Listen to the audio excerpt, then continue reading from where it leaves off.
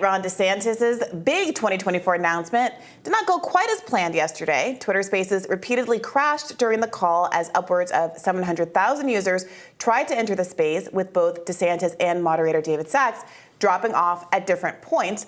Musk eventually ended the space after about 20 minutes of technical difficulties. Governor DeSantis first drew my attention and support when I saw how he responded to the COVID pandemic and refused to believe what we now know to be the many falsehoods that government experts and their media mouthpieces were feeding us. He kept Florida's schools open and its economy thriving, while my state of California chose 2 years of learning loss and lockdowns that we have yet to fully. Let's see. So, Yeah. yeah, I think so. Just to simplify this, I think we're just going to use your some people in the room. Now, DeSantis has released an official video kicking off his campaign before the Spaces snafu. Let's watch some of that. Truth must be our foundation, and common sense can no longer be an uncommon virtue. In Florida, we proved that it can be done. We chose facts over fear, education over indoctrination, law and order over rioting and disorder. We held the line when freedom hung in the balance. We showed that we can and must revitalize America. We need the courage to lead and the strength to win. I'm Ron DeSantis, and I'm running for president to lead our great American comeback. Joining us now to weigh in on the big night is Semaphor's Dave Weigel. Hello, Dave. Hey, guys. Thanks for having me. Yeah, thanks for joining us. So give us your take. Obviously, the technical issues were kind of widely criticized by mainstream media on one hand. On the other hand, the glitches were a result of, just the level of interest there was. The number of people in the spaces was, I think, crashing the servers. So on one hand, maybe that's a good problem to have. But what was your impressions of how it all went down? Well, as you all know, and as I know, conservatives would love a world where the mainstream media is irrelevant and where candidates can talk directly in a place like a Twitter space. So he got credit for trying. I'm in New Hampshire now. I just talked to the House Majority Leader who's endorsed DeSantis, and his take, which I think is pretty common, is I wish that had gone better. And one thing he says, I hope Elon cut him a big check after that space. But the premise of DeSantis taking questions from David Sachs and other people who are pretty friendly. I think Chris Rufo, he's literally appointed onto the new college board. What impressed conservatives was, hey, this guy talked for an hour on these subjects, had coherent answers that I can't imagine Donald Trump giving. I'm giving him lots of credit for trying. I don't think it added a lot to DeSantis' image outside of this conservative base that loves him already. But I'm not seeing people say I'm done with him because of this glitch. It does seem a little bit protesting too much to keep saying that only the media cared. I think the 300,000 or so people who dropped off the call because it wasn't working probably cared that they couldn't hear it. Yeah, in fact, I ended up entering a Twitter Spaces that was dominated by conservative voices across the spectrum, people like Gorka and Kim.com, a lot of big Twitter personalities, but people also from the more political sphere. And this is a friendly audience, definitely a DeSantis curious audience. And they were saying that they were disappointed because the sell of the Twitter Spaces was supposed to be that it was more of an actual debate. They were expecting more of a town hall format. They were expecting him to take questions that weren't purely friendly softballs, I think they characterized them as, from obvious supporters, and that even though that might not be what you expect from a normal presidential launch, that DeSantis might have been undercut somewhat by the expectations that the medium created around him. Have you heard anything like that? And what do you make about the substance of DeSantis's remarks in the context of the call?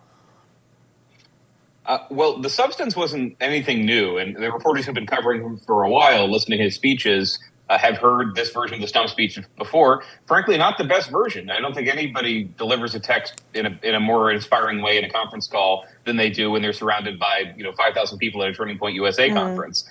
So it wasn't new. It was specific. DeSantis made points that I think are instantly dismissed by a lot of folks on the left in the media. And when he talks about the woke mind virus, it does not make a lot of sense to somebody who thinks it's all ridiculous. But he articulated everything that has made him popular with the conservative movement. This is a guy who understands the left and has a plan to dismantle it. But you're right; he did not deal with criticism in the town hall. He has, in a way that he shined in other forums. I mean, the fact that DeSantis can go toe to toe with a reporter at a press conference, I think one underrated event in his rise or his kind of melding with conservative base was the 60 Minutes report on him, where he fought back. He challenged the premise. They had a report that didn't say what it was going to say. He can do that. So launching in this kind of friendly format, I don't think showed all of his strengths. But look, a typical campaign launch is a candidate on stage giving his stump speech, doing selected media interviews afterward. It was not different in that way. But a lot of candidates, when they announce, want to reach somebody who's not convinced yet. I don't know who that was. I think there are a lot of just conservatives who, because they hate the mainstream media so much and because he tried to get around it, are giving him credit for something that didn't really build or add to what he has already. Yeah, so DeSantis has to overcome Trump to get the nomination. It is interesting. Everyone's kind of, taking sides a little bit on the conservative camp. Elon Musk pretty firmly in the DeSantis camp. He said before that he would not support Donald Trump, but he would support DeSantis. I think this is him signaling that he's pretty all in for DeSantis. Trump and Musk don't have a great relationship. Trump has made fun of Musk, possibly vice versa. Does this, as the battle lines are being drawn, because, woke, you talk about woke mind virus, right? That's a tactic to win. That's not something, if he's talking about that in the general election campaign, he's obviously making a serious mistake. But he's talking about that in the primary campaign because he has to win in that context. So how is your thinking changing about the likelihood of him being able to do that? Because I see people going back and forth. There's a lot of, right after the midterms, it was like Trump's done. DeSantis has this clear path. He's being anointed by conservative media. Then he got some bad press for a couple weeks. Trump was back in the news cycle. What are the realistic odds at this point?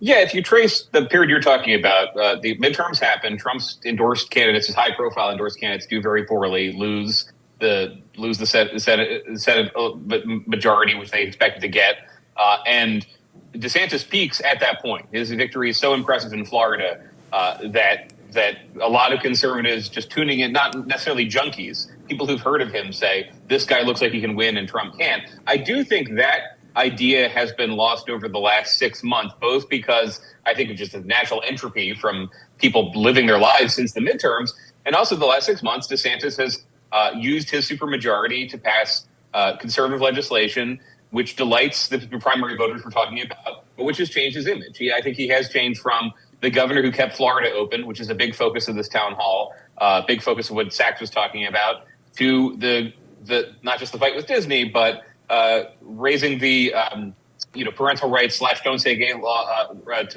for all high schoolers instead of just middle schoolers, changing the law so that he can run for president without resigning as governor, the 6-week abortion ban. I mean, just a lot of things that he's passed. He's I think, as the image is filled in for people who are paying a little attention to this. And again, I'm in New Hampshire where presidential candidates are not getting big crowds yet. Most people are not paying attention.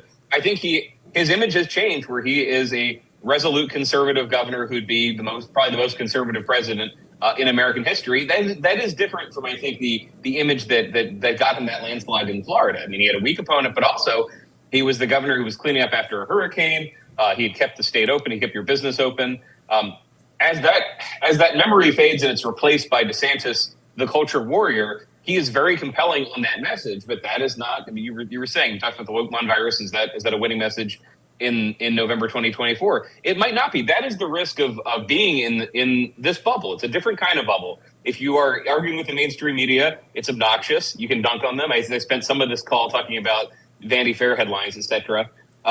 But you're not talking to anyone who doesn't agree with you. I mean, if you can imagine, Bernie Sanders launching with, instead of a giant rally, a conference call where he took questions from Cornel West and Sean King And folks like that, I mean, Brown worked for the campaign. I don't think that would have been as effective as saying, look, I'm a mass appeal populist candidate who can reach voters who don't even think they agree with me. I'm going to fight for somebody I don't know. I think that's more compelling as somebody who's covered campaigns for a while than proving for the umpteenth time you are a resolute culture warrior, social conservative who's going to destroy the left from inside the White House. Okay, we knew that already.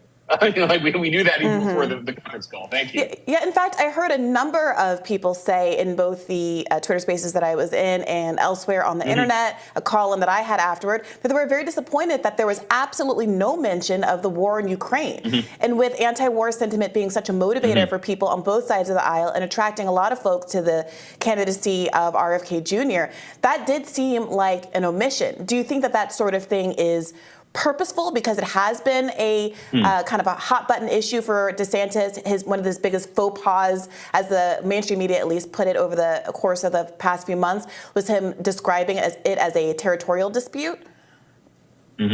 Well, I'm glad you brought that up because remember the timeline of that faux pas. He had not commented on Ukraine anyway. He wasn't taking questions from reporters who were asking him about it, and the Florida press corps wasn't asking every day. But Fox News, Tucker Carlson asked about it. He put out a statement responding, and then had to clean it up when he talked to other interviewers. And I think that is what happens if you're kind of in the veal pen. If you're a candidate talking to people who think you're incredible and who think that you're right about everything, you don't get the ideas just tested and reshaped and steel hardening steel the way that a candidate dealing with the media does. I'm not making a pitch for him to talk to everyone in the liberal media, the mainstream media. I'm saying that you end up not realizing how something's going to land outside the room if you're just inside the room talking to your fan base, this is not going to be a problem for him giving a speech to a room of caucus goers who really like him. But yeah, that's a great example. Not talking about Ukraine. You're not going to talk about every single thing in your launch. But that does leave a question out there. Okay, is there's a subject here that burned him that he's not as confident in talking about? It's a fair question. I mean, I think there's bipartisan dissatisfaction with even the way that Joe Biden takes questions, how many interviews he gives. He will go back and forth with somebody who challenges the premise of one of their policies, and that's important. Dave, thank you so much for joining us today. I appreciate it. Thank you.